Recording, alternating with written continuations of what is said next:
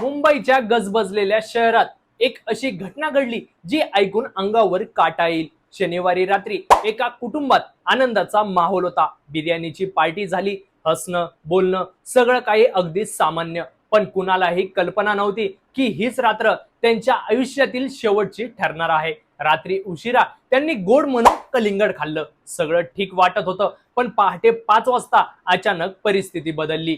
एका मागून एक सगळ्यांना उलट्या अतिसार सुरू झाला। शरीरातली ताकद संपत चालली होती। शेजाऱ्यांनी धाव घेतली, डॉक्टरांना बोलवलं आणि मग त्यांना रुग्णालयात दाखल करण्यात आलं। पण वेळ हातातून चालली होती। सर्वात आधी लहान मुलगी, मग आई, नंतर मोठी मुलगी आणि शेवटी कुटुंब प्रमुख। अवघ्या 12 तासात 4 जीव गेले। हा फक्त अपघात होता की अन्नातून विषबाधा? तपासात समोर आलं की कलिंगड दूषित असल्याची शक्यता आहे। तज्ञ सांगतात, जर फळांमध्ये भेसळ किंवा विषाणू असतील तर ते जीवघेणे ठरू शकतात। एक छोटा निष्काळजीपणा आणि संपूर्ण कुटुंब उद्ध्वस्त।